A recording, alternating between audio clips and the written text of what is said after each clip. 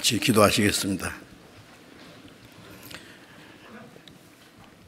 우리를 사랑하시는 거룩하시고 자비로우신 우리 아버지 하나님, 하나님을 멀리 떠나 죄 가운데 행하던 저희들, 하나님 앞에 진노와 심판과 영원한 멸망을 받아야 마땅하지만은 우리를 불쌍히 여기시는 하나님에게 크신 사랑으로 주 예수님께서 우리가 받아야 될 저주와 심판을 대신 받으시고 주님이 흘리신 그 보배로운 피로 우리의 죄를 영원히 씻어주시고 아무 공로 없이 구원해 주셔서 하나님의 자녀로 삼아주시고 영원한 하나님의 나라에 들어갈 수 있는 그 크고 영광스러운 소망을 주신 그 모든 은혜를 인하여 감사와 찬송과 영광을 우리 아버지 하나님께 돌립니다. 이 시간 주님의 보배로운 피로 구속함을 받은 저희들, 또 주님 앞에 함께 모여서 주님의 그 크신 은혜와 사랑을 찬송하며 말씀을 배우며 주님 안에서 거룩한 무리와 함께 교제케 하심을 감사드립니다. 이 시간에도 주님이 우리 가운데 계심을 믿습니다. 우리 각 사람을 굽어 살피시고 하나님의 자비로운 손길을 붙들어 주시고 더 풍성하신 은혜와 생명과 말씀으로 우리를 더욱 충만케 채워주셔서 우리가 하나님의 자녀로 합당하게 살아갈 수 있도록 인도해 주옵소서. 주님이 우리에게 말씀하신 대로 우리는 마지막 때에 살고 있음이 확실합니다. 멀잖아 다시 오실 주님을 사모하면서 주님의 말씀에 순종하며 우리의 남은 생에 하나님의 뜻과 영광을 위해서 살 수 있도록 주님 말씀과 능력의 손길로 붙들어 주시고 인도해 주옵소서. 우리 가운데 한 사람도 그 영혼이 실족하지 않도록 주님 은혜와 말씀과 능력의 손길로 붙들어 주옵소서. 전국에 있는 우리 교회, 세계에 있는 많은 교회들, 여러 가지 어려운 가운데 또 마지막 재난에 많은 시련을 당하고 있지만은 그 가운데서 더욱 주님을 의지하며 주님의 말씀을 순종하며 하나님 앞에 마땅히 어떠한 사람이 되어야 할 것을 가르쳐 주시고 또 인도해 주옵소서. 이 시간에도 우리에게 나타내시고자 원하시는 주님의 말씀, 하나님의 거룩하신 뜻 우리에게 더욱 알게 해 주옵소서. 우리 주 예수님 이름으로 기도드렸습니다. 아멘. 오늘 찬양대에서 찬양해 주시겠습니다.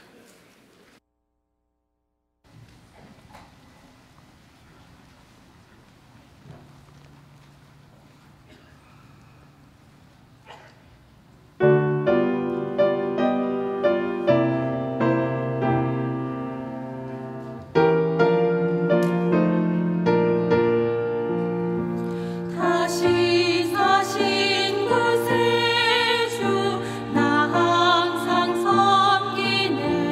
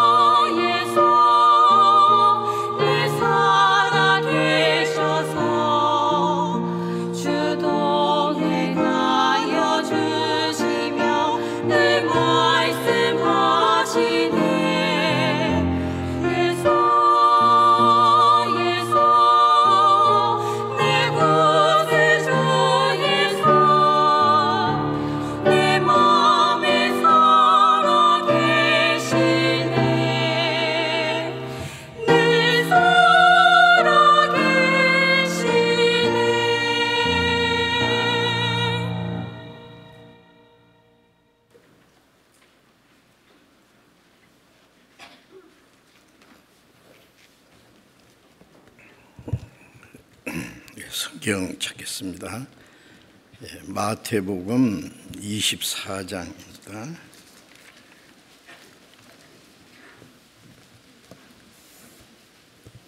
마태복음 24장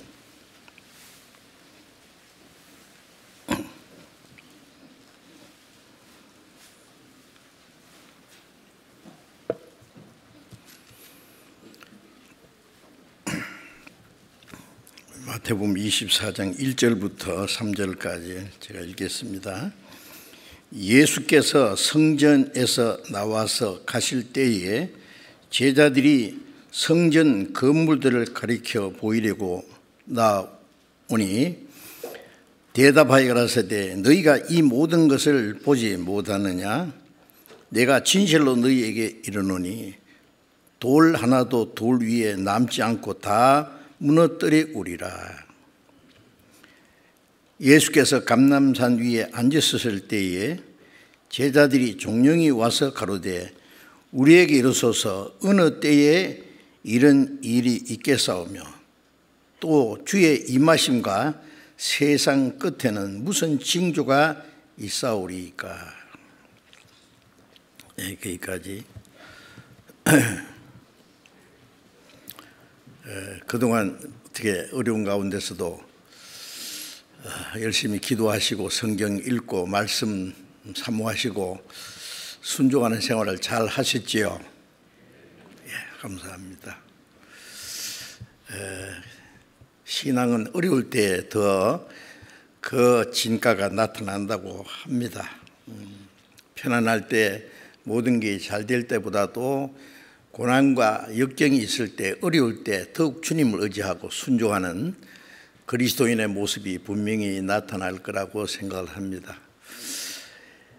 이 코로나 바이러스에 의해서 많은 사람들이 벌써 희생을 당하고 지금도 많은 사람이 고통을 받고 있습니다. 지금 그래도 한국은 점점 좀 많이 안정이 돼 있지 않습니까? 아직도 위험이 있기는 있지만은 그러나 많은 전국에 있는 우리 국민들이 한 마음으로 협조하고 또 희생적으로 돕고 해서 이제 안정이 됐습니다. 그런데 지금 세계 곳곳에는 지금 한창 그 코로나 바이러스에 의해서 많은 사람들이 지금 고통을 받고 또 경제적으로도 여러 가지 어려움 가운데 지금 있습니다.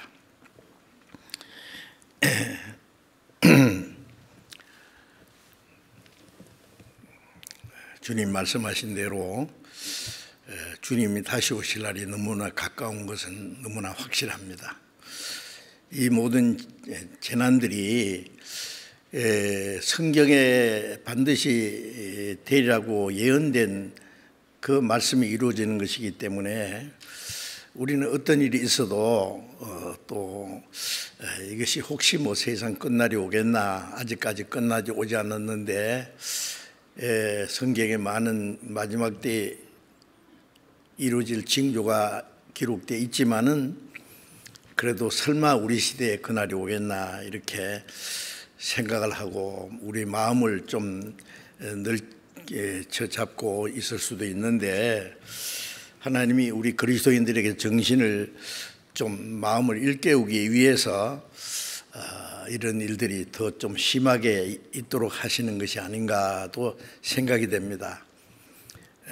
지구상에 일어나는 모든 일들은 그 하나님이 주장하시고 다스리심 가운데 있기 때문에 이런 일이 되는 걸 보던 인자가 가까이 문 앞에 있는 줄 알라고 말씀하신 대로 주님 오시기 전에 이루어질 징조에 대해서 말씀하셨는데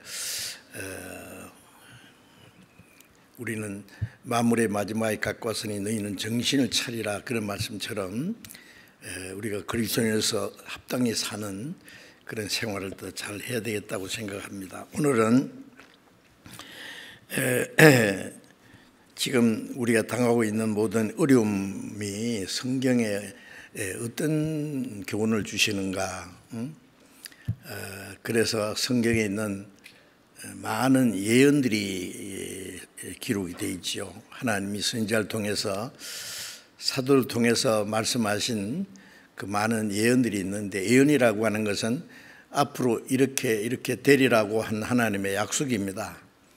그 약속이 우리 시대에 어떻게 이루어지고 있는가 하는 것을 성경을 통해서 조금 같이 상고하려고 합니다. 그래서 오늘 설교 제목이 그리스도의 재림을 대비하라. 대비하라는 것은 미리 준비하라, 그런 말씀입니다.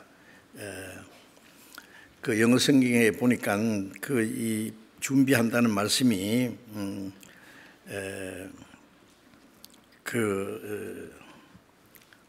being prepared라고 되어 있더라고요. prepared는 이제 아시는 대로 준비한다, 뭐 그런 뜻이잖아요. 주님이 오실 날이 가까우기 때문에 주님을 맞이할 준비를 해야 된다는 말씀입니다. 오늘 드릴 수 있는 말씀은 충분히 다 드리기는 시간이 모자랄 것 같아서 좀 오늘 말씀드리고 다음 시간에 연속해서 좀 성경에 기록된 예언의 말씀을 좀 드리려고 합니다. 성경에 많은 예언들이 기록되어 있습니다. 구약에도 많이 있고 신약에도 많이 기록되어 있습니다. 그 모든 예언들이 역사 속에 하나도 어김없이 어떤 건 이루어지고 어떤 건 이루어지지 않는 것이 아니라 하나도 틀림없이 이루어지고 있다는 사실을 우리는 알 수 있습니다. 아모스 3장 7절에 보면은 주 여호와께서는 자기의 비밀을 그 종 선지자들에게 이르지 아니하시고는 결코 행하심이 없으시리라. 하나님이 어떤 일을 하실 때 아무 말씀 안 하시고 가만히 계시다가 갑자기 어떤 일을 하시는 일은 없다는 말이에요. 하나님의 비밀은 이렇게 앞으로 되리라는 것은 사실은 아무나 알 수 없는 하나님의 비밀이죠. 그 하나님의 비밀을 그 종 선지자들에게 말씀하시지 않고는, 보여주시지 않고는 결코 행하신 일이 없다. 그러니까 하나님이 미리 말씀하시는 대로 되는 겁니다. 이사야 55장 11절에 보면은 10절 11절에 보면은 비와 눈이 하늘에서 내려서 헛되이 돌아가지 않고 그 땅을 적시고 열매를 맺게 한다 그랬잖아요. 그것처럼 내 입에서 나가는 말도 헛되이 돌아오지 않고 내가 명하여 보낸 일에 형통하리라, 이렇게 말씀하셨어요. 하나님의 입에서 하시는 말씀은 헛되이 돌아가지 않는다는 말은 그냥 이루어지지 않고 없어지는 일이 없단 말이에요. 주님이 말씀하신 그대로 이루어진다고 말씀했습니다. 그리고 마태복음 24장 35절에도 예수님이 천지는 없어지겠으나 내 말은 없어지지 아니하리라. 하나님이 처음 창조하신 새하늘과 새 땅은 때가 되면은 없어집니다. 우리가 사는 이 세상은 영원한 세상으로 만드신 게 아니죠. 처음부터. 때가 차면은 그것들이 없어지도록 히브리서 1장에 보면은 하나님이 만드신 하늘과 땅, 그것들은 옷과 같이 낡아지니 어복처럼 갈아입을 것이다. 때가 되면은 옷을 처음에 새 옷 입었지만은 오래되면 낡아서 다른 옷으로 갈아입어야 되듯이 우리가 사는 세상은 낡아지고 없어져 가는 거예요.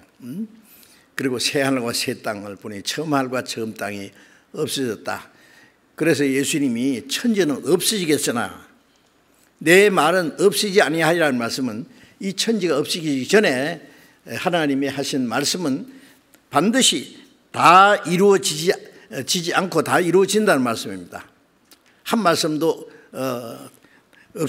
그냥 없어지는 것이 아니라 하나님께서 그 노아에게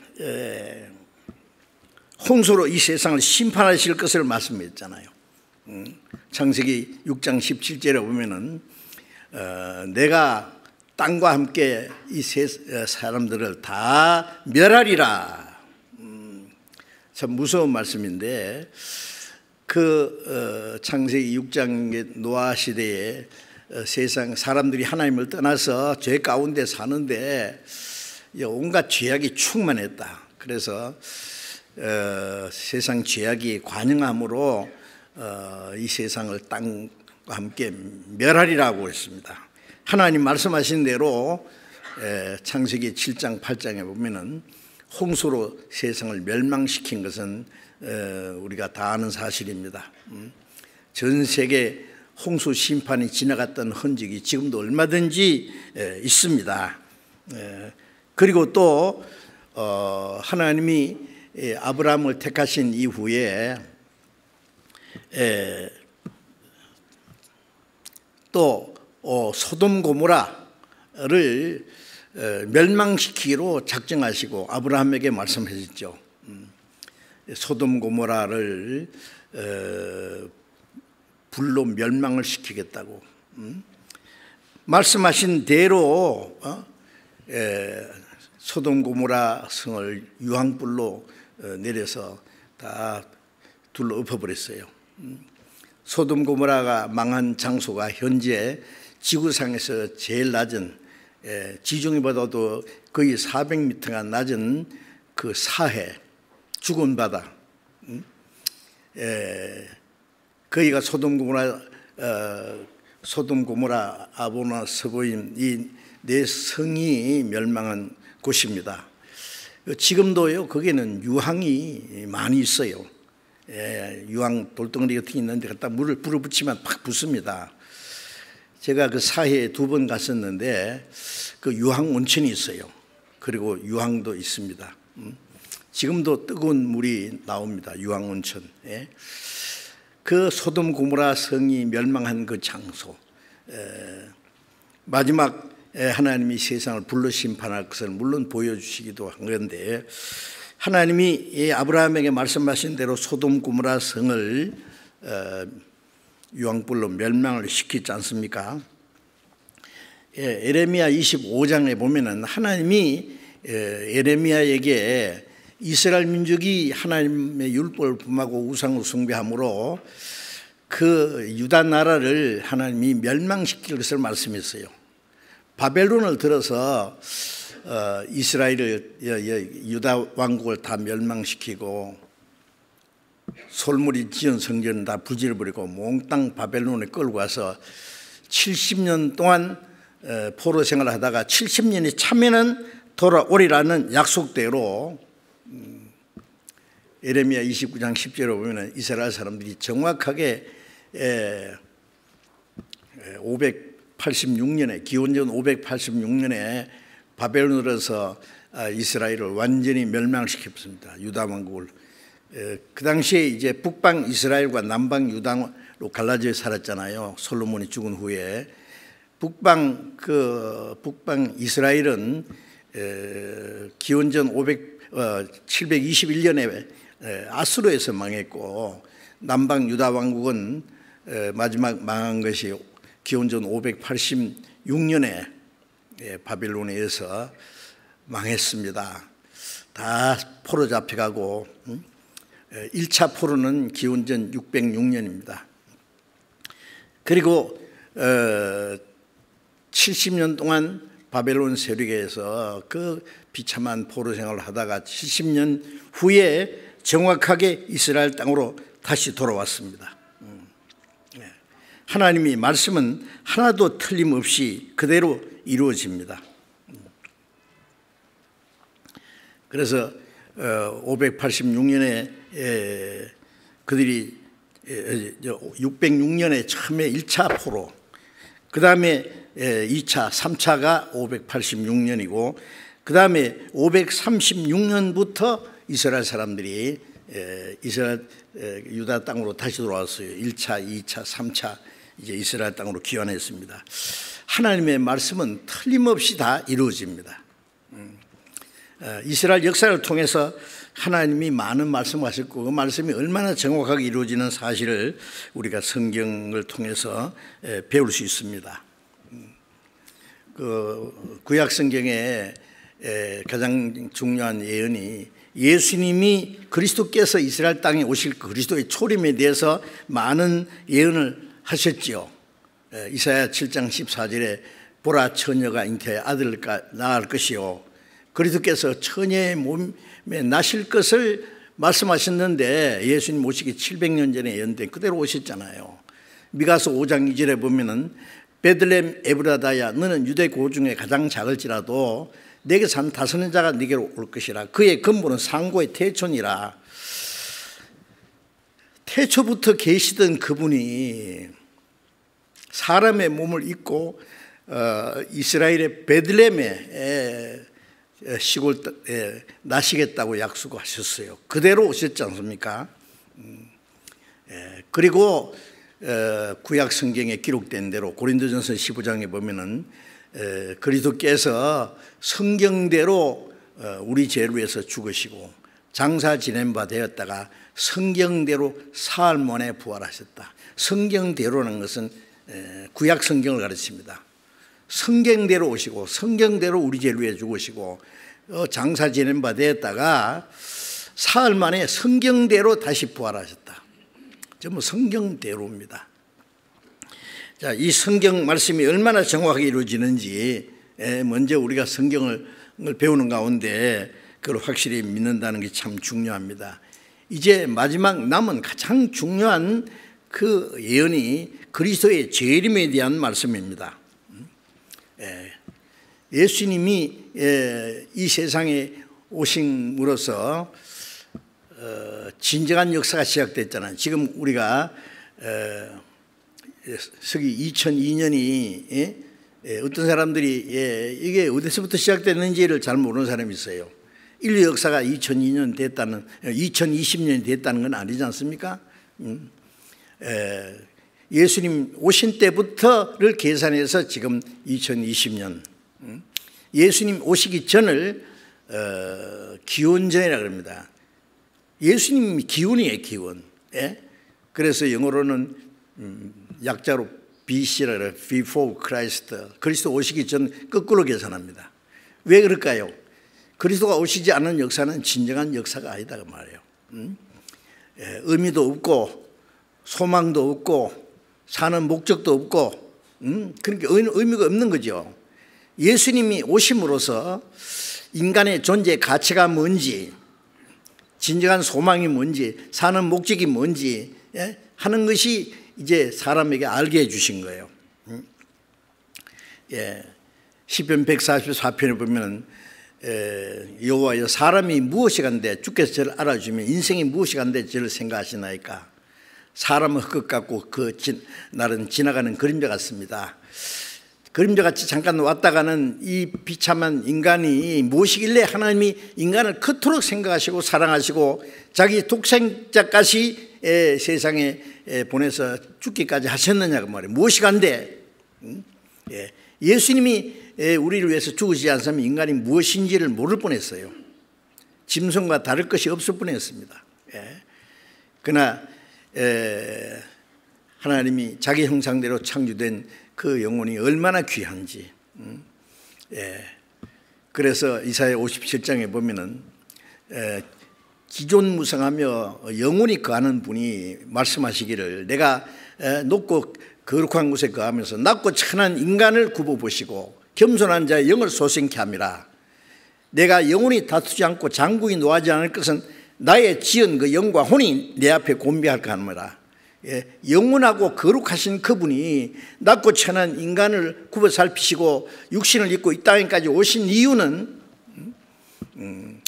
하나님이 자기 형상대로 창조한 영혼이 멸망할까 봐 얼마나 사랑하시는 걸 보여주었잖아요. 자, 그래서 예수님이 오시지 않았으면은 인간의 존재 가치가 뭔지, 소망이 뭔지, 삶의 목적이 아무도 알 수가 없습니다. 그러나 예수님이 오심으로 그 모든 걸 알게 되었고, 물론 성경을 통해서 믿어야만 아는 거죠.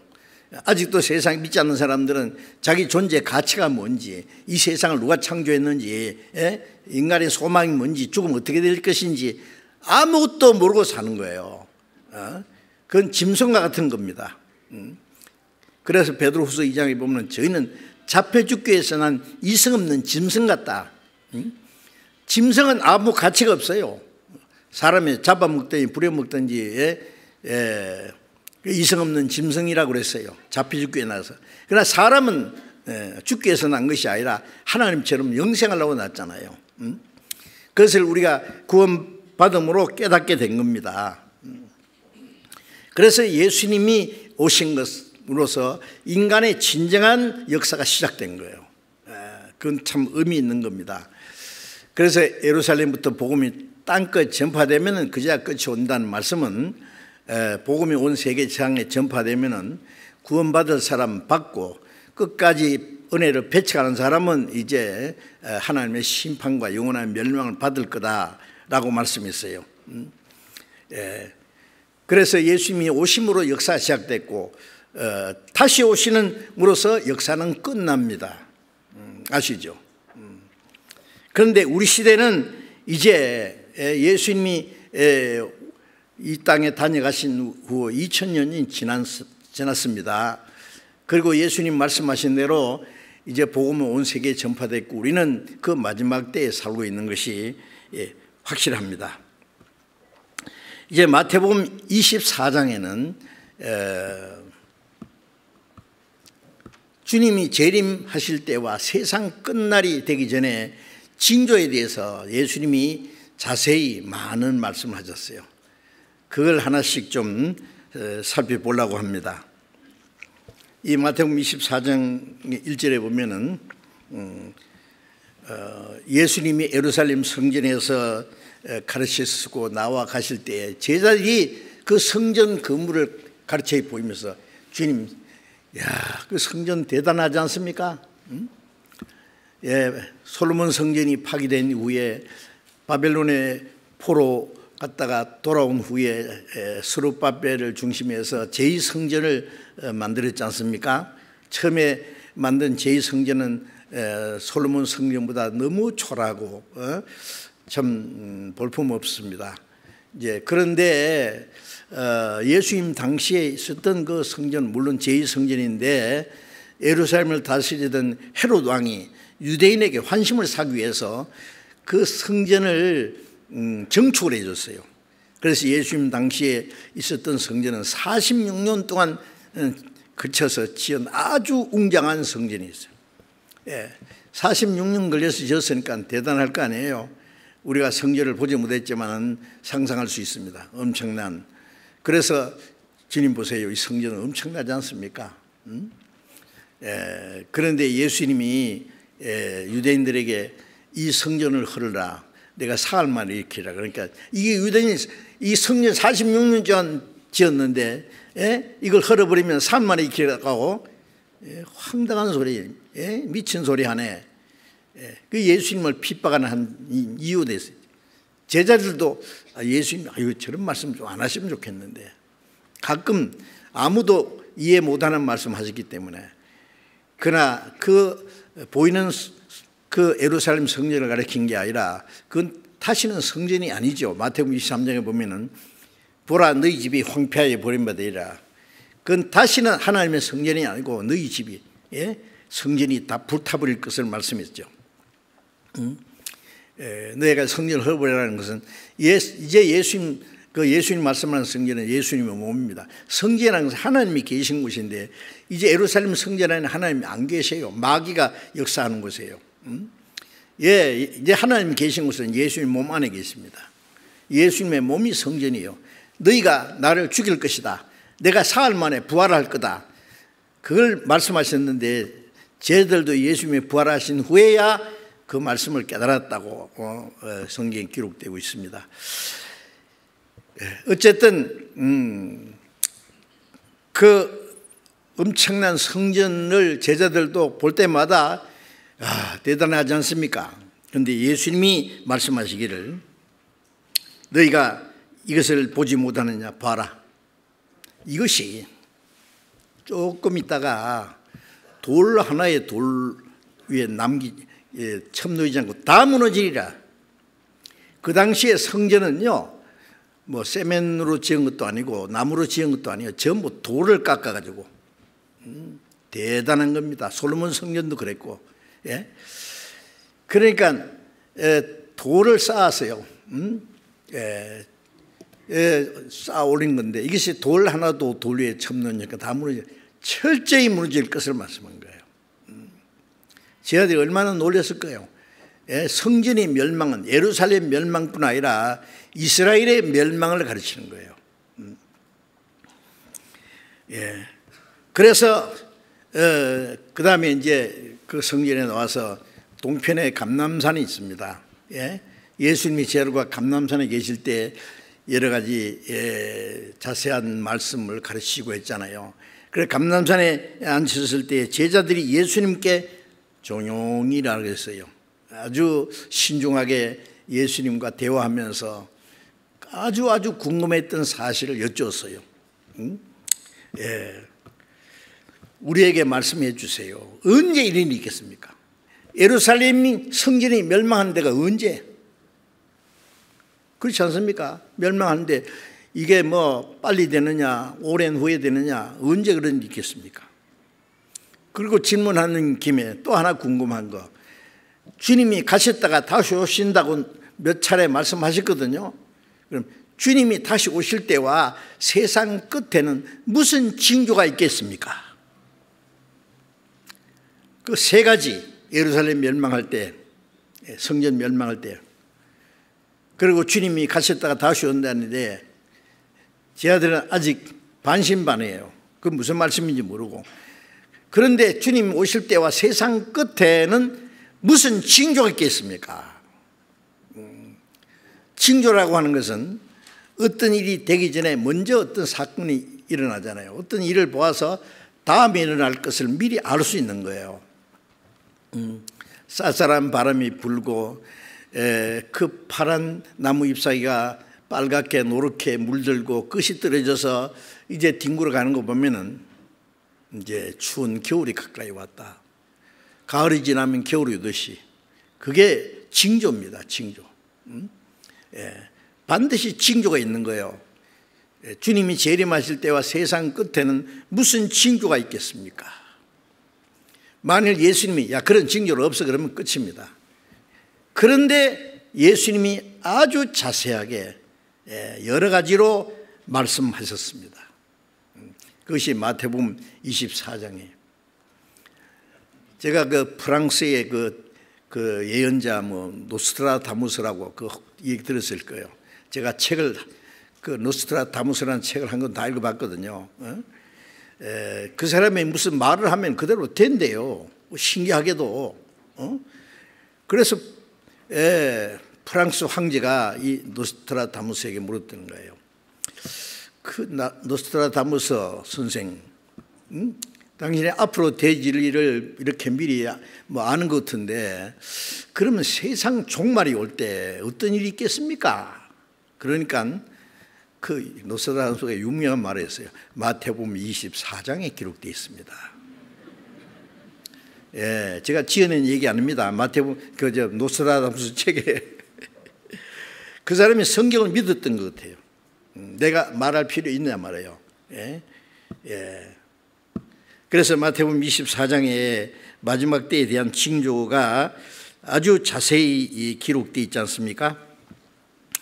그래서 마태복음 24장 처음부터 끝까지 보면은요, 아주 자세히 말씀하셨습니다. 예수님이 그 예루살렘 멸망당할 것을 말씀하셨는데 우리가 잘 아는 대로 유대인들이 그리스도를 십자가 못 박아 죽인 죄로 예수님 말씀하신 대로 예루살렘 성전이 서기 70년에 다 불타버리잖아요. 예루살렘이 군대들에게 예루살렘 보던 거 멸망에 가까운 줄 알라. 서기 70년에 로마 타이투스 대장이 군대를 끌고 예루살렘을 쳐들어와서 그 포위했습니다. 그리고 유대인 600만 명을 무자비하게 110만 명을 무자비하게 줬어요 그때 타이투스가. 그리고 어느 로마 군인이 그 불을 질렀어요. 그 성전에다가 그 불 다 타버렸어요. 그 성전 돌 사이에다가 뭐 금을 뭐 입혔다는 말도 있는데 불타버렸을 때 그 금이 흘러내렸는데 그걸 캐내기 위해서 돌 하나도 남지 않고 다 무너지게 했다는 거야. 어쨌든 그 서기 70년에 예루살렘 멸망했고 110만 명 유대인들이 그때 무자비하게 학살을 당했고 누가복음 21장에 보면은 그 예루살렘 멸망당할 것을 아주 자세히 예수님이 미리 말씀하셨죠. 예수님이 예루살렘 멸망당할 것을 말씀하신 그대로 그 당시 예수님을 십자가 못 박아 죽인 그 사람들이 살아있을 때 이 핏값이 이 세대에게 돌아가리라. 유대인들이 예수님을 죽이는 핏값을 우리와 우리 자손에게 돌리자다. 우리라는 건 당대부터 시작해서. 그래서 예수님이 이 핏값이 이 세대에 돌아가리라. 예수님을 죽인 사람들이 사라질 때 예수님이 서기 30년에 돌아가셨다고 하면은 서기 70년에 약 37년 후에 예루살렘이 멸망을 했습니다. 하여튼 그리고 그 후에 유대인이 이스라엘 땅에서 사는 거 허락하지 않고 다 쫓아내 버렸잖아요. 그때부터 유대인들은 전 세계 100여 나라에 흩어져서 가는 곳마다 얼마나 많은 환난과 학살을 당했는지 모릅니다. 순환의 역사, 1900년이라는 긴 기간 동안에 예수님 말씀하신 대로 그런데 영원히 멸망하는 건 아니고 이방인의 때가 차기까지 이방인들이 발피라고 말씀했기 때문에 이방인들에게 복음이 전파되는 기간이 차면은 이스라엘 민족이 회복될 것을 예수님이 미리 말씀하셨습니다. 그리고 이제 그 다음에요, 마태복음 24장 4절에 보면은 예수께서 대답하여 가라사대 너희가 사람의 미혹을 받지 않도록 주의하라. 많은 사람이 내 이름으로 와서 이르되 나는 그리스도라 하여 많은 사람 미혹해 하리라. 자, 첫째 그 징조 중에 하나가 이거 우리가 좀 알아야 될 것 같았어요. 미혹해 하는 일이 있어서 사람의 미혹을 받지 않도록 주의하라. 미혹이라는 건 사람을 홀리는 거죠. 속이는 거예요. 이 세상에는 속이고 속고 하는 가운데 최고 속인 게 뭐냐요? 하나님을 아닌 것을 하나님이라 그러고, 진리가 아닌 거짓을 진리라고 가르치고,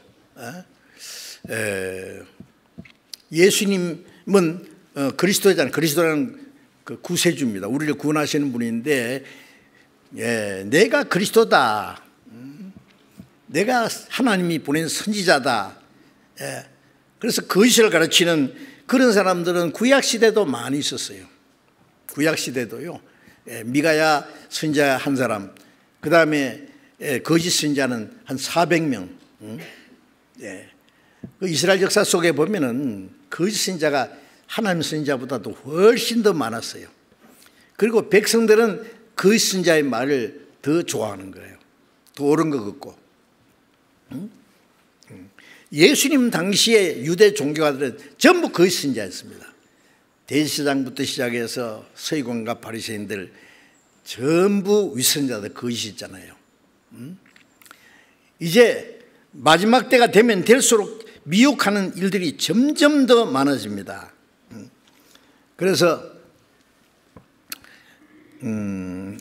11절에도 보면은 거짓 선지자가 많이 일어나 많은 사람 미혹하게 하겠으며 마지막 때에 거짓 선지자가 많이 일어난다. 예수님 당시도 있고 사도시대도 많이 있었고 지금은 얼마나 많은지 모릅니다. 누굽니까 그게? 어떤 사람이에요? 소위 이단자라는 건 말할 것도 없고, 이단을 전하면 사람들이 그걸 더 좋아해요. 이상해요.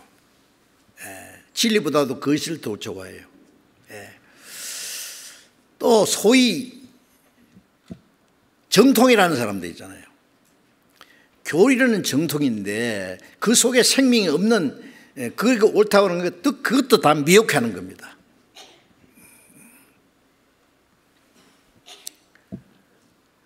고린도서 11장에 보면은 바울 사도 있잖아요. 11장 4절에 보면 누가 가서 우리가 전파하는 다른 예수를 전파하거나 다른 영을 받게 하거나 다른 복음을 받게 할 때 너희가 잘 용납하는구나. 고린도에 있는 신자들 가운데도 바울이 전한 복음 말고 다른 예수를 전하고 다른 영을 받게 하고 다른 복음을 전하면 잘 받아들인다 했어요. 참 이상해요. 사람들은 아담 때부터 거짓말에 속는 데 익숙했기 때문에 하나님의 진리보다 거짓을 잘 받아들입니다. 거짓을 받아들이는데 익숙하고 진리를 받는 것은 어려워요. 사도시대도 그랬습니다. 그런데 고린도서 11장 13절에 보면은 그 다른 예수, 다른 영, 다른 복음 전하는 사람은 거짓 사도요, 게으리의 군이니 자기를 그리스도의 사도로 가장하는 자라 그랬잖아요. 이것이 이상한 일이 아니라 사탄도 자기를 광명의 천사로 가장하나니, 그러면 사탄의 일꾼들도 자기를 그리스도의 일꾼으로 가장하는 것이다. 그 결국은 행위대로 되리라.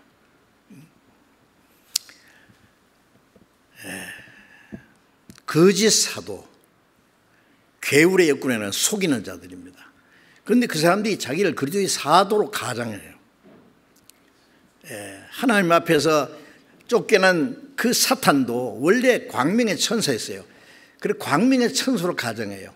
마귀가 마귀로 나타나면 누가 속겠어요? 아주 천사처럼 아름답게, 아주 거룩하게, 친절하게, 다정스럽게 나타납니다. 그래서 마태복음 7장에도 거짓한 자들을 삼가라. 양의 옷을 입고 나오나 속에는 노략질하는 일이라. 양의 옷이라는 건 아주 겸손하게, 아주 거룩한 모양으로, 순전한 모양으로, 근데 속에는 사람의 영혼을 노략질하는, 이러니 얼마나 많은지 몰라요. 얼마나 많은지. 그 신자가 많이 일어나서 많은 사람을 미혹해라. 여러분 아실 수 있어요? 그 신자가 얼마나 많은지. 많은 사람이 미혹해요. 많은 사람이, 이거 미혹되는 사람, 안 믿는 사람이 아니에요. 믿기는 믿는데 그것을 믿는 사람이에요. 24절에도 보면은 거짓 그리스도들과 거짓 신자들이 일어나 큰 표적과 기사를 보여 할 수만 있으면 택하신 자도 미혹해 하리라. 거짓 그리스도, 자기가 그리스도라는 사람이 세상에 얼마나 많은지 몰라요. 한국에도 막 꽤 많죠. 내가 예수다, 내가 그리스도다, 내가 하늘에서 내려왔다, 영을 받았다. 그 큰 소리 치다가 죽은 사람들도 있고, 아직도 살아있는 사람들도 있고.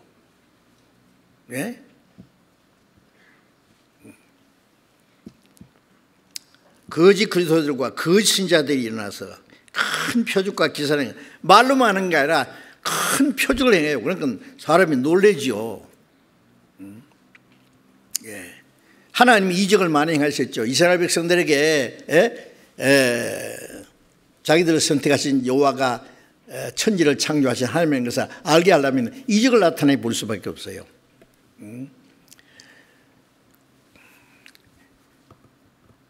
예수님은 하나님을 이미 믿는 유대인들에게 하나님이 약속하신 그리스도가 바로 예수님이라는 것을 증거하기 위해서 오신 분이 예수님이죠. 예수님이 많은 이적을 행하셨지만은 그것은 하나님을 믿게 하기 위한 게 아니고, 죽은 자를 살리고 문둥병자를 깨끗고 속의 눈을 뜨게 하고 귀신들이 내쫓아 준 것은 우리 영혼을 구원하실 것을 신령한 의미로 우리에게 가르쳐 주신 거 아닙니까? 예수님이 그리스도라는 증거는 예수님이 죽었다 사흘 만에 살아나면은 요나의 표적밖에 보일 표적이 없다. 요나가 물고기 뱃속에 3일간 있다가 나온 것이 하나님이 요나를 니느웨에 보내셨다는 증거잖아요. 예수님이 부활하지 않았으면은 예수님은 누구 말대로 자기 죄 때문에 죽었는지 억울하게 죽었는지 알 수가 없어요. 그리스도인지. 예수님이 부활하지 않았으면 정말 한 사람도 예수 믿을 사람 없을 뻔했어요. 그러나 예수님이 온 세상 죄를 대속하기 위해서 십자가 죽을 뿐 아니라 사흘 만에 부활하시고 40일 동안 나타나심으로 예수님이 그리스도라는 것을, 그래서 사도행전 17장 31절에 제가 죽은 자 가운데서 다시 살아나심으로 모든 사람에게 믿을 만한 증거를 주셨습니다. 예수님이 다시 살아나심으로써 예수님이 그리스도라는 증거를 주신 거잖아요. 그리고 예수님이 성천하신 후에 사도들이 마가복음 16장 끝 부분에 보면은요, 18절 이하에 보면은 사도들이 나가 두루 전파할세 주께서 함께하사 따르는 표적으로 말씀을 확실히 증거하시니라. 사도들 시대에 많은 이적을 행했죠. 왜요? 사도들이 이적을 행하는 것은 사도들이 전하는 그 복음이 예수님이 바로 하나님이 보내신 그리스도라는 것을 증거하기 위해서 따르는 표적으로 말씀을 확실히, 왜 그러냐면 그 당시에 유대인들은 예수님을 하나님이 보내신 그리스도가 아니라고 해서 배척했잖아요. 이방인들은 하나님도 모르고 성경은 없고 하나님의 택한 이스라엘 백성도 믿지 않는 그 예수를 이방인들이 어떻게 믿겠어요? 사도들이 이적을 행하지 않으면 믿을 수가 없어요. 사도들이 이적을 행함으로 유대인들도 십자가에 죽은 예수가 그리스도라는 것을 믿게 되는 역사가 일어났고, 이방인들은 사도들이 전하는 그 예수가 바로 하나님이 보내신 그리스도라는 것을 그 이적을 통해서 나타내 보여줬습니다. 그리고 하나님이 사도와 함께 역사하셨다는 사실이 신약 성경에 기록되어야 됩니다. 그러니까 사도시대 이적이 가장 많이 필요한 시대예요. 그러나 신약 성경이 사도들이 살았을 때 신약이 다 기록되고, 이제는 기록된 말씀이 정확하게 전해져요. 기록된 말씀이 이제 정확하게 전해지는 만큼 이적의 필요성은 없어지는 겁니다. 우리가 도로에 처음 가는 보면은요, 어느 방향인지, 저게 인천으로 가는 길인지, 저게 대구로 가는 길인지, 강릉으로 가는 길인지 사인이 있지 않습니까? 표시가. 그건 처음 가는 사람에게 필요합니다. 길 잘 아는 사람은 그 사인 필요 없어요. 그것처럼 사도시대에 가장 많은 이적이 필요했고, 그 다음에 성경이, 신약 성경이 다 기록된 이후에는 기록된 말씀이 정확하게 전해지는 만큼 이적의 필요성은 없어지는 겁니다. 이적이 전혀 없다는 게 아니라 이적의 필요성이 없어지는 거예요. 지금도 천년 복음이 전해지지 않는 곳에 지금 거의 다 전해졌습니다. 그런데 전해진다면 하나님을 전혀 모르는 사람들에 의해서 이적이 또 필요할 수도 있을 거예요. 그러나 성경을 믿게 하기 위한 그 예수님이 그리스도라는 것을 믿게 하기 위한 그 표적은 필요 없다고 생각합니다. 그래서 우리 시대는 이적으로 전도하는 게 아니라 기록된 말씀이 확실히 증거되는 시대입니다. 말씀을 통해서. 모태부터 성령 충만한 사람은 세례요한밖에 없었죠. 그러나 세례요한은 모태부터 성령 충만한 사람으로서 그리스도로 증거하는 사람이에요. 요한복음 10장에 보면 세례요한을 그랬어요. 이 사람은 아무런 이적도 행하지 않았지만은 이 사람이 말한 것을 다 참이라 하더라. 그래서 거기서 많은 사람이 예수를 믿으리라. 아니 못해도 성령 충만한 사람이 아무 이적도 행하지 않았어요. 그러나 많은 사람이 세례요한의 말을 듣고 예수님을 믿었어요. 지금도 마지막 때에는요 아무런 이적 필요 없습니다. 이제는 기록된 말씀을 통해서 사람을 믿게 하는 겁니다. 그런데 반대로 마귀는 마지막 때에 가장 많은 이적을 나타냅니다. 그래서 데살로니가후서 2장에 보면은 악한 자의 마음은 사탄이 그 사람 능력과 표적과 거짓 교육과 불의 모든 소금으로 멸망한 자다 이 말이니 사탄의 역사로 온갖 표적이 나타납니다. 그 표적 좋아하는 사람들 요한계시록 13장에 보면은 우상을 만들었고 우상의 생겨서 우상에 말하게 한다 그랬죠. 하늘에서 막 불이 떨어지게 한다 그랬어요. 그 사탄에게 받은 능력으로 이적을 행해서 많은 사람을 미혹해서 사람들이 그 이적을 보고 아이고 하나님 그럼 멸망하는 거예요. 그거는. 그래 진리를 믿지 않고 불의를 좋아하는 모든 자로 심판받도록 하나님이 그런 그 거짓 이적을 행하도록 내버려 두신다고 했습니다. 데살로니가후서 2장에도 기록되잖아요. 어쨌든 그래서 마지막 때는 큰 표적과 기사를 행해서 많은 사람을 미혹해 합니다. 그 미혹 받으면 멸망이에요 그냥. 자, 우리는 이제 가장 지금 어려운 시대에 삽니다. 정말로 정신 바짝 안 차리면 어느 귀신한테 물갈지 몰라요. 미혹을 받지 않도록 주의하라. 요즘에 막 사기 치려고 눈이 벌건 사람들 있잖아요. 어떻게 하면 사기를 칠까 밤낮 연구하는 사람들.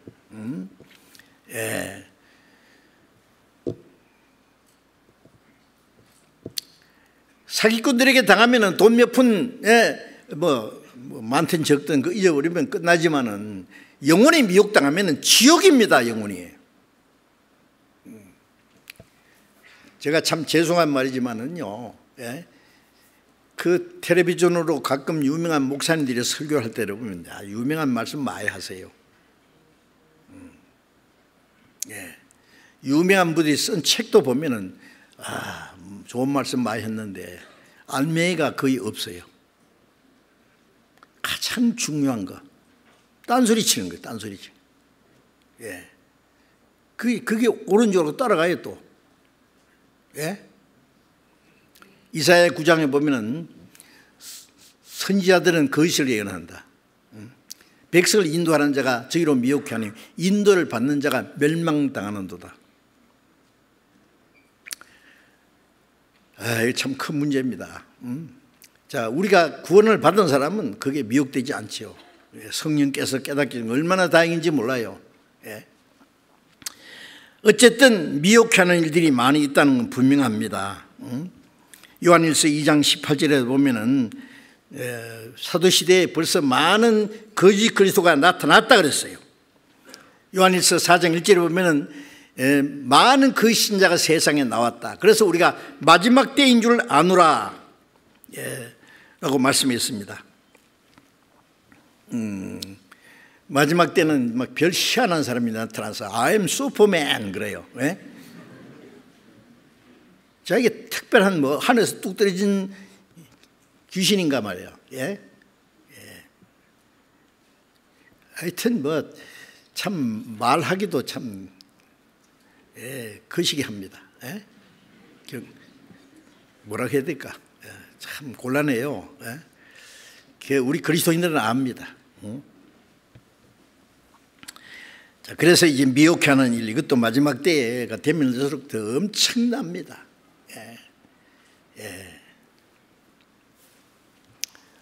제가 전에 말에 들으면요, 미국의 D.L. 무디가 한국에까지는 안 오신 것 같아요. 유럽에도 다니고 일본에도 잠깐 왔다 가셨다는데 목사들 500명 모아놓고 말씀을 전하면서 칠판에다가 500 딱 써놓고 뒤에 제로 2개 딱 지어놓고 여기 진짜 목사 5명 있느냐고 큰소리 쳤대요. 500명 중에서 5명 있으면 큰 다행이지요. 몰라 5,000명이 있으면 1명 있을까? 대단히 죄송합니다. 여러분 정신 바짝 안 차리면 안 됩니다. 비슷한데 아니에요. 예. 마귀가 얼마나 발달된지 아십니까? 사기꾼들이요 얼마나 발달됐길래요 안 속으려고 해도 속잖아요 사람들이. 마태복음 24장 6절에 난리와 난리 소문을 듣겠으나 너희는 삼가 두려워 말라. 이른이 있어야 돼. 끝은 아직 아니니라. 민족이 민족을 나라가 나라를 대지가 일어나겠고 처처의 기근과 지진이 있으리니. 민족이 민족을 나라가 나라를 대지가 일어난다. 전쟁이 일어나고 더 큰 전쟁의 소문이 있고 민족끼리 사상 분쟁 나라와 나라의 큰 나라끼리 대적한다는 것은 전쟁입니다. 전쟁. 역사 속에 분쟁과 전쟁은 끝이지 않았습니다. 제일 큰 전쟁 1차 세계대전, 2차 세계대전 아시죠? 수천만 명이 그냥 떼죽음 당하는 전쟁들이. 자, 이제 마지막 전쟁이 남아 있습니다. 성경에는 전쟁에 관한 많은 말씀이 있어요. 이 세상은 결국 핵전쟁으로 멸망할 겁니다. 지금 강대국들이 지금 핵무기를 가지고 있는 나라가 8나라죠. 북한이 끼어들어서 9이라고 해야 될까 모르겠어요. 그런데 이 강대국들이 만들어 놓은 핵무기가 수년 전에는 약 6만 개가 있다 그랬어요. 6만 개가. 그런데 대다수가 미국과 러시아가 가지고 있어요. 근데 미국과 러시아가 핵무기에 이제 좀 확산 금지해가지고 좀 이제 없애버리자. 그래 구식 무기는 많이 없앴어요. 근데 지금 통계에 나온 거 보면은요, 얼마나 정확한지 모르지만은 핵무기가 약 15,000기 정도 있어요. 그리고 미국과 러시아가 구식 무기는 없애고 신형 무기를요 더 많이 만듭니다. 아시죠? 중국도 뒤질세라. 각 나라들이 지금 요엘서에 보면은 약한 자도 이르기를 우리가 강하다 할지어다. 낫을 쳐서 창을 만들고 보석을 쳐서 칼을 만들지어다. 아니 낫을 쳐서 창을 만들고 밭 가는 보석을 쳐서 창을 만들자는 것은 이제 전쟁 중입니다. 전부. 작은 나라도 약한 자도 이걸 나는 강하다 할지어다. 죽여봐라. 그리고 자 이제 이 마지막 때에는 이건 전쟁으로 멸망할 수밖에 없게 돼 있어요. 과학자들이 말을 빌리면은요, 만일 핵전쟁이 일어나면은 어디서 하나 터지면은 핵무기를 만들어놨지만 일본 히로시마 나가사키에 원자탄 2개 떨어진 거 외에는 큰 폭탄이 아직 안 터졌어요. 어제. 지금 뭐 옛날 원자탄 비교할 수도 없습니다. 이제 수소폭탄 핵무기는요, 어디 하나 터지면은 연쇄적으로 터져서 30분 만에 지구를 다 불태워버릴 거다. 지구를 한 100분 이상 불태울 수 있다 그랬어요. 이해 안 되죠? 이거 알면은 겁나서 못 살 거예요. 그래서 사람들은 그래도 폭탄 위에서 춤추고 있는 것처럼 설마 때가 되면은 성경에는 마지막 핵전쟁이 일어난다고 에스겔 38장, 스가랴 14장, 요한계시록 16장 그 외에도 많이 기록되어 있습니다. 마지막에 반드시 핵전쟁은 피할 수가 없어요. 옛날에 홍수 때는 물로 멸망했거니와 베드로후서 3장에는 이제는 하늘과 땅은 불사르기 위하여 간수하신 바 되었다. 경건치 않은 사람의 심판과 멸망의 날까지 하나님이 남겨두신 것이다. 예. 괜찮습니까? 예. 자, 그런데 그 이제 준비는 다 됐습니다, 이제. 예. 그래서 처체에 나라가 나라를, 민족이 민족을 대지가 일어난다. 이제 그 충돌에서 인류가 누가 이기고 지는 전쟁이 아니라 인류가 멸망하는 겁니다. 멸망. 예. 자, 그 뭐 자세히 설명 안 해도 다 아는 얘기입니다. 그 다음에 처처의 기근과 지진이 있으리니 이 모든 게 재난의 시작이라. 예, 이게 이제 자연 재난인데요. 처처의 기근과 지진, 마태복음 24장에는 여기 온역이 빠진데, 제가 영어 성경에 보니까 온역이 기록되어 있어요. 영어 성경에는. 마태복음 24장에는 그 온역을 역병이라고 그랬더라고요. 역병은요, 아주 악질적인, 고치기 어려운 전염병이라고 이렇게 번역이 되어 있더라고요. 예? 누가복음 21장 11절에 보면은 처처의 큰 지진과 기근, 흉년과 온역, 전염병이 있을 것이다.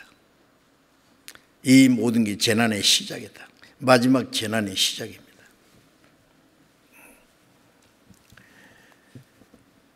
기상이변, 온난화 현상에 의해서 전 세계가 흉년이 돼서 먹을 양식이 점점 없어지고 많은 사람이 지금 굶어 죽고 있습니다. 아시죠? 이건 앞으로 해결이 없어요. 제가 저 어려운 나라들에서 굶어 죽어가는 모습을 직접 보니까요, 같은 사람으로서 막 견딜 수가 없더라고. 얼마나 비참한지요.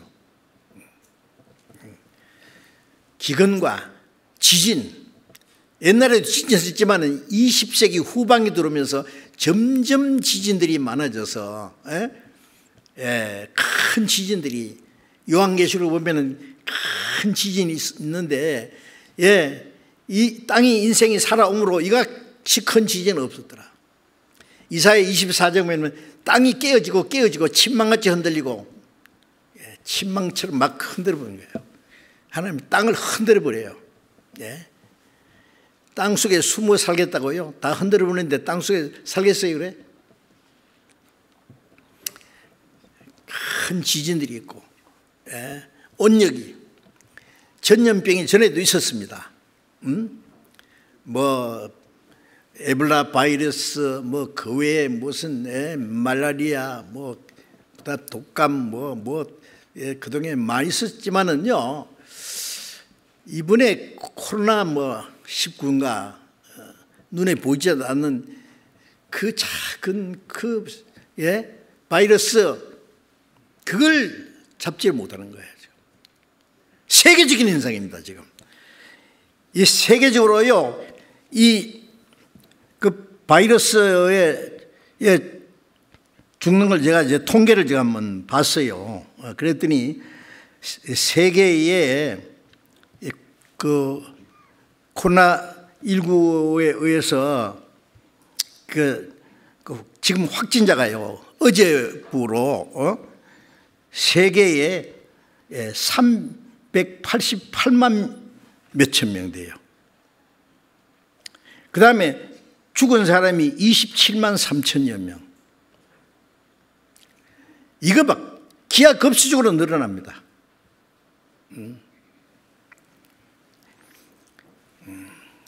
과거에 이런 일이 없었어요. 세계적인 너무 이걸 현대 과학으로 막지를 못해요. 백신이 1년 후에나 나올까 말까 하다 그러잖아요. 백신 개발할 때 되면은 다른 병이 또 생겨요. 자, 이게 뭡니까? 재난입니다, 재난.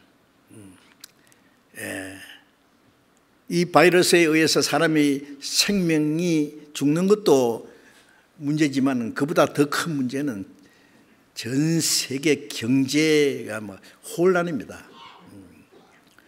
여러분 뉴스 시간에 잘 보시잖아요. 미국에서 실업자만 3,300여만 명이 불과 70여일 만에 실업자가 3,300만 명이 생겼대요.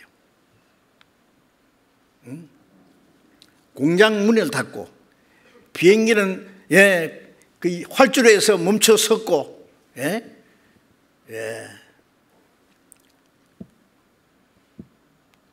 세계 경제 공황이 세계 혼란이 일어납니다.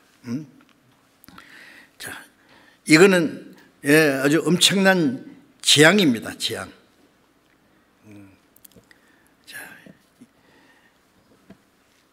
자, 이런 이것은요 마지막에 징조입니다. 징조. 여러분 들으셨죠? 아프리카는 막 메뚜기 때가 와서 막 한 번 지나가면 새파란 거 아무것도 없대요. 자, 첫째 기근과 지진.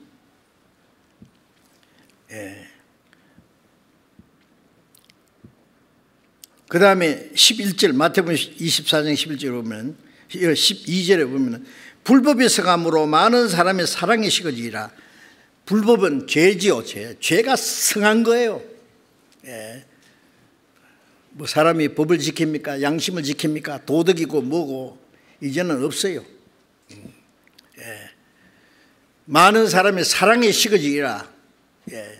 자식이 부모를 배신하고 친구를 배신하고 배반하며 팔며 팔아먹는 거예요 서로. 가룟유다가 예수님 팔듯이요.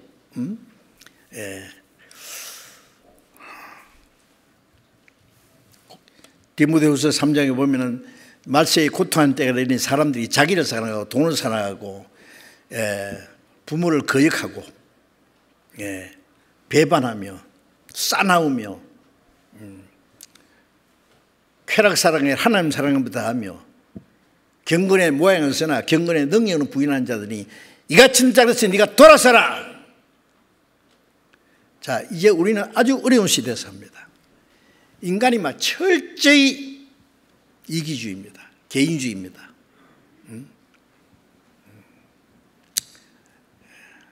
우리 그리스도인들 외에는 진정으로 사랑이라는 것은 모르는 것 같아요.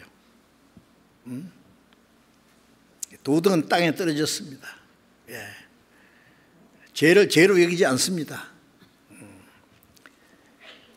이제 뭐 간통도 죄가 아니고 낙태도 죄가 아니고 성경에 동성연애한 자들 돌로 쳐 죽여라 그랬는데 동성연애자들이 프레이드를 하고 동성연애자들 프레이하는데 돈 보태주고 시장이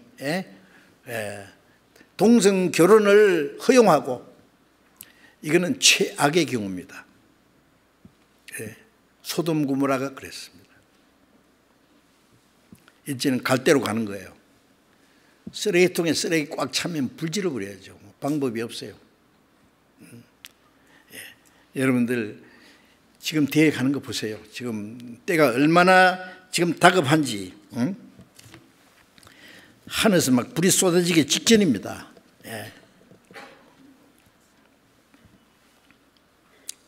마태복음 24장 14절에 이 천국 복음이 모든 민족에게 전거되기 위하여 온 세상에 전파되리니 그제야 끝이 오리라.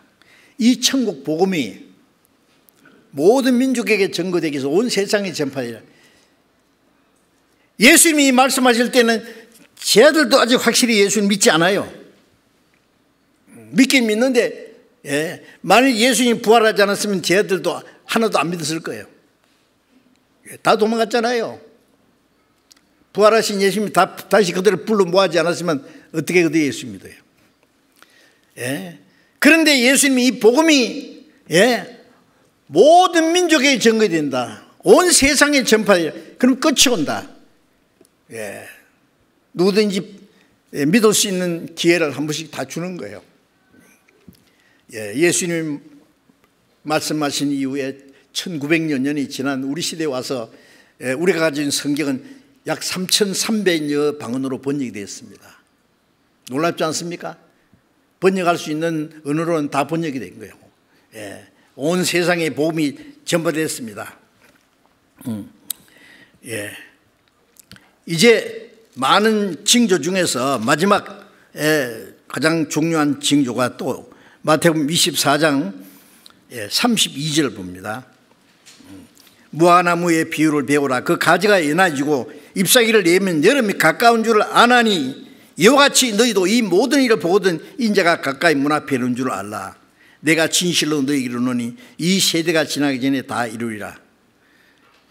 자, 무화과나무의 비유를 배우라 그랬죠. 자, 이스라엘 민족의 망한 것은 아까 말씀드린 대로 유다 왕국이 기원전 586년에 나라가 완전히 없어졌어요.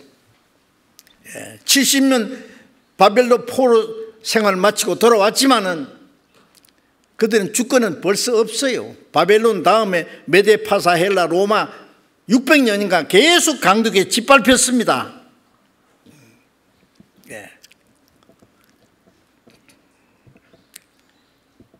그러다가 서기 70년에 로마에 의해서 예루살렘 성전 불타버리고 110만 명이 죽고 나머지는 전 세계 쫓아냈어요. 그때부터 전 세계 유리방황하면서 온갖 순환과 학살을 당하면서 1900년간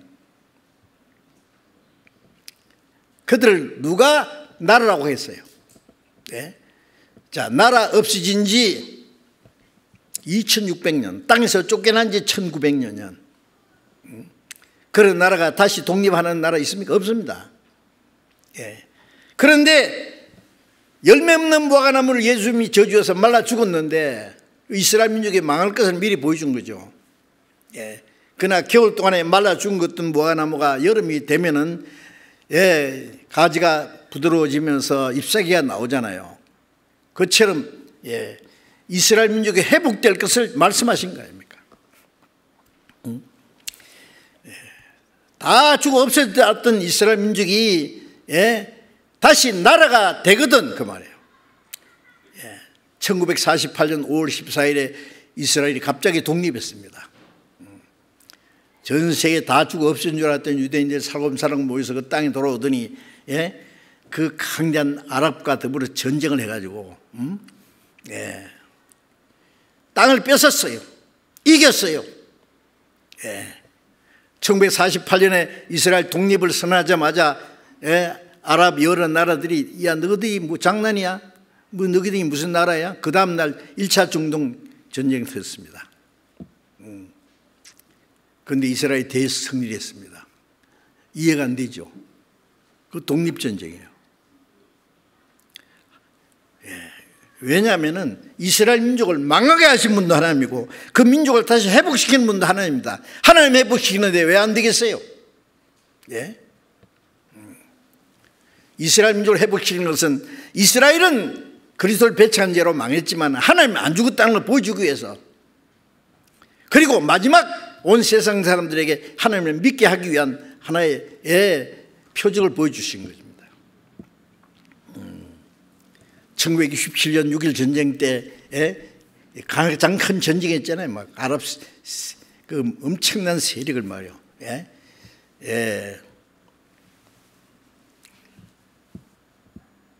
물리치고 이스라엘 대승리를 했습니다. 4차 중동 전쟁 때도 이스라엘이 이겼습니다. 1973년 10월에 있었던 제4차 중동 전쟁 때도 이제 아랍이 이제 이스라엘 건드리지 못해요. 건드리기만 하면 막 몇 배 막 보복을 당하잖아요. 이스라엘은 강대한 나라가 되었습니다. 성경에 그런 말씀이 수도 없이 많이 기록되어 있습니다. 이스라엘이 망할 것도 예언되어 있고 회복될 것도 예언되어 있습니다. 우리는 이스라엘이 회복되는 시대에 삽니다. 사도행전 1장 6절에 예수님 성천하기 전에 제 아들이 예수님께 여쭌 게 있잖아요. 주께서 이스라엘 나라를 회복하실 때가 이때입니까? 로마를 정복하고 이스라엘 독립시켜 주겠습니까? 그 말이에요. 구약 성경에 다윗이 주변 나라를 다 정복하고 통일왕국을 이뤘듯이 그리스도께서 주변의 나라를 다 정복하고 이스라엘의 그리스도의 왕국을 이룰 것이 기록되어 있어요. 예수님 지상 재림하신 후에 일어날 사건인데, 그 전에 예수님이 십자가 죽으시고 온 세상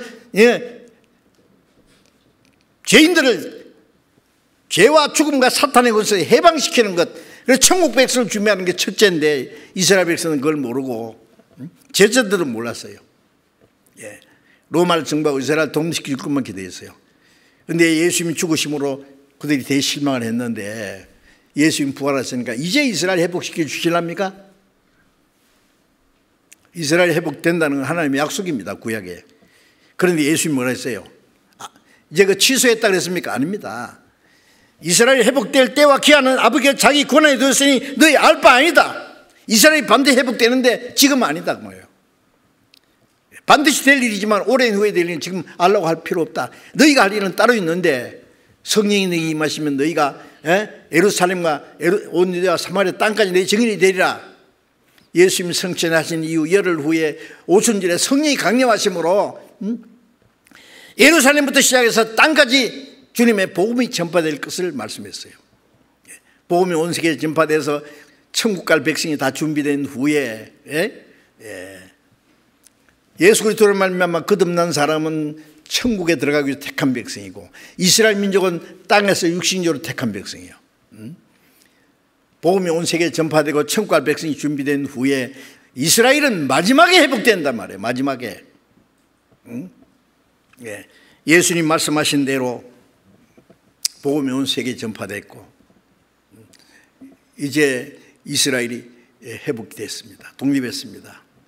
1948년에 독립했고 2018년 5월 14일에 70주년 독립 70주년 기념 행사를 했고 미국의 트럼프가 그게 대축하를 보냈고 예루살렘을 이스라엘 수도로 인정한다고 하는 세계에서 패권 국가인 미국이 승인했고 그 승인한다는 그 표로서 텔아비브에 있던 미국 대사관을 예루살렘에 옮겼잖아요.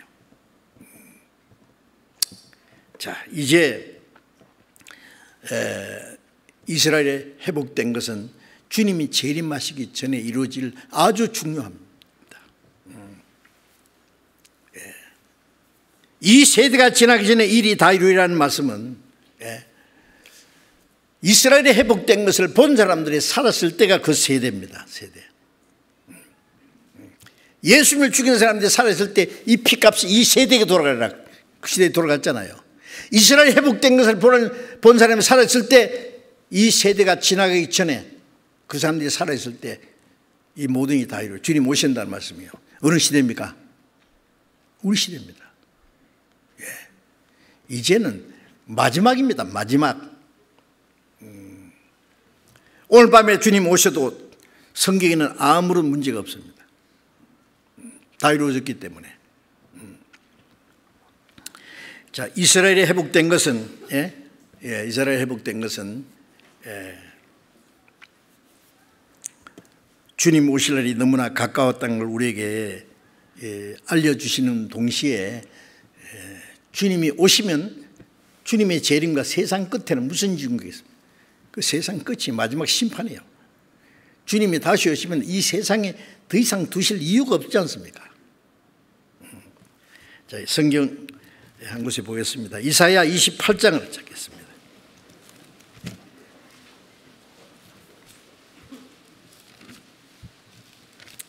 이사야 28장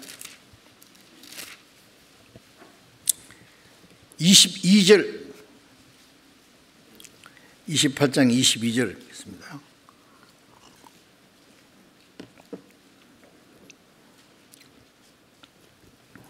그러므로 너희는 경만한 자가 되지 말라. 너희 결박이 우심할까 하노라.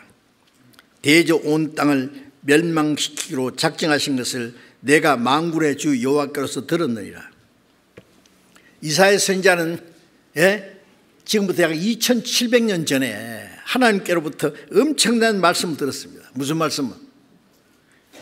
대저 온 땅을 멸망시키기로, 하나님이 멸망시키기로 작정하신 것. 하나님 작정하신 건 반드시 이루어집니다. 내가 만군의 여호와께로 들었느니라.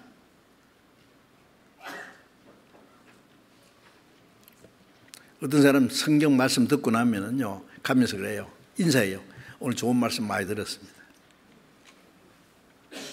구원받지 않은 사람은 온 땅을 멸망시키기로 작정하셨는데 그날에 가까운다 그러면 좋은 말씀입니까? 무시무시한 말씀이에요. 그 말 듣고도 아무렇지도 않아요?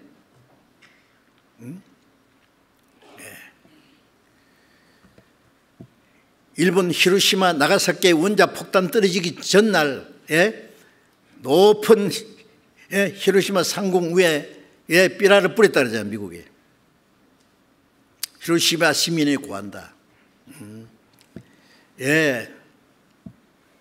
몇 시간 후까지 오늘 내로 전부 50리 밖으로 대피하라. 히로시마에서 어떤 사람 비웃었어요. 쓸데없는 소리 하네. 어떤 사람은 황급하게 도망갔어요. 그 다음 날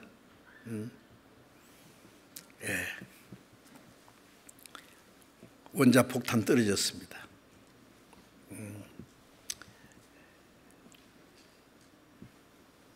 얼마나 많은 사람이 죽지 않았습니까? 이틀 후에 또 나가사키에 또 떨어졌어요. 여러분, 하나님 이 세상을 심판하기 전에 미리 경고하고 심판하십니다. 설마라고요? 하나님이 농담하십니까? 사람이 겁주려고 합니까? 그래서 너희는 경만한 자가 되지 마라. 경솔하고 오만하게 굴지 마라 그 말이에요. 하나님 말씀 들어도 설마. 아주 오만한 겁니다. 경만하고 경솔하고 하나님 말씀을 경솔하게 이기고 너희 결박이 너 의심할까 하노라. 지금 죄와 죽음과 사탄의 권세 사로잡혀서 지옥을 끌려가면서도요 괜찮다고요? 끌려가도록 내버려두라고요? 구원받기 간절히 원하는 사람은 죄와 죽음과 사탄의 권세 해방시켜 줄 텐데 하나님 날 좀 살려주세요. 부르짖어야 구원해 주지. 그러니까 하나님 말씀을 경솔하게 오만하게 굴지 마라 그 말이에요. 정말 회개하는 마음 없으면 하나님이 너를 구원해 주지 않으면 너희 죄와 사탄의 권세, 죽음의 권세 점점 더 심해질 거다. 지옥으로 끌려갈 거다 그 말이에요. 이사야 10장을 보겠습니다. 이사야 10장 22절부터 23절까지 제가 읽겠습니다. 이스라엘이여 네 백성이 바다의 모래 같을지라도 남은 자만 돌아오리니 넘치는 공의로 회밀히 작정되었습니다. 이미 작정되었은즉 주 만군의 여호와께서 온 세계 중에 끝까지 행하시리라. 자, 지금부터 2700년 전에 이사야 선지자 통해서 하신 말씀입니다. 이스라엘이여 네 백성이 바다의 모래 같을지라도 바다의 모래 같다는 말은 많다는 말이요. 전 세계 유대인들이 흩어져서 근데 남은 자만 돌아온다는 말은 이사야 1장에 보면 하나님이 우리를 조금 남겨두지 않았으면 우리가 소돔과 같이 되고 고모라와 같았어요. 이스라엘 민족이 다 죽어 없은 줄 알았는데 하나님이 좀 남겨뒀잖아요. 남은 자만 돌아온다. 어디로? 이스라엘 땅으로 돌아온단 말이에요.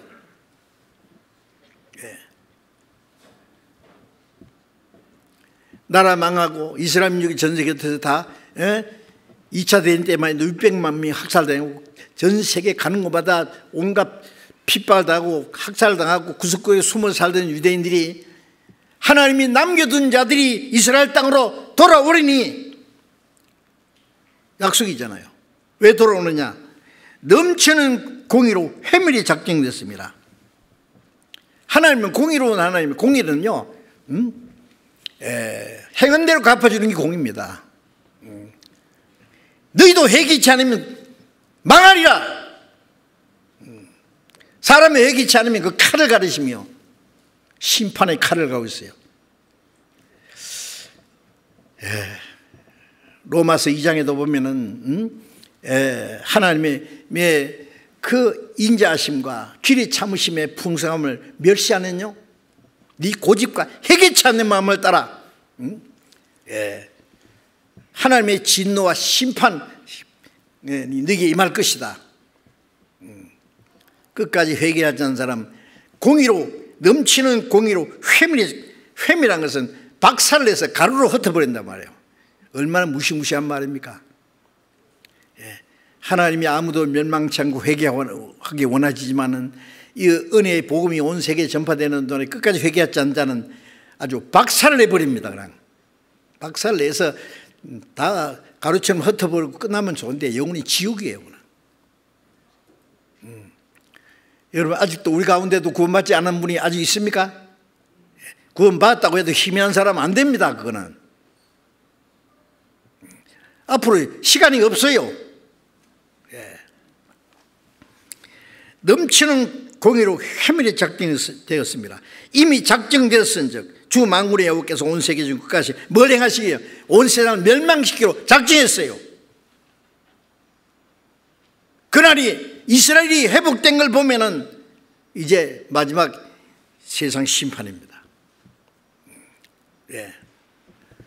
자, 우리는 하나님이 오래 참고 기다리는, 하나님 오래 참고 기다리는 것도 한정이 있어요. 그 마지막 때에 살고 있습니다. 지금.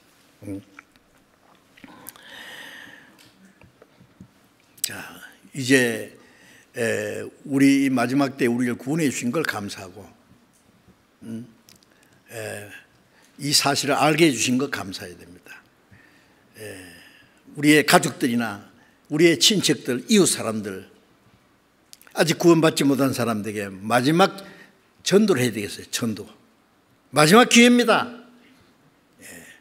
너희는 여호와를 만날 만한 찾으라. 가까이 계실 때 보라. 만남한테 가까이 계실 때 보라. 지금 은혜 받을 만한 때요. 지금 구원의 날이에요.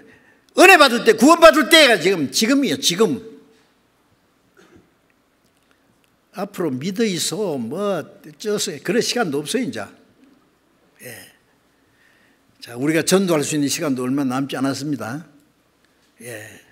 그리고 그리스도인이 희미하게 신앙생활 하지 말고 이제 마지막 때 언제 주님 오셔도 베드로후서 3장에 보면 너희가 어떠한 사람이 되어야 마땅하냐 그랬죠. 자, 우리는 정신을 차리고 정말 거듭난 그리스도인으로서 합당하게 살면서 주님 오시기를 준비해야 됩니다. 주님 앞에 오실 때 책망받고 부끄러울 것 없이 그 앞에 설 수 있도록. 오늘 조금 말씀드리려고 한 거예요. 조금 몇 개 말씀 못 드렸는데 좀 자세히 배워야 됩니다. 이게. 그래서 우리가 정신을 바짝 차리고 이제 그리스도인들이 마땅히 어떠한 사람이 되어야 할 것을 이제 성경에 자세히 계속 배울 수 있기를 원합니다. 기도하겠습니다.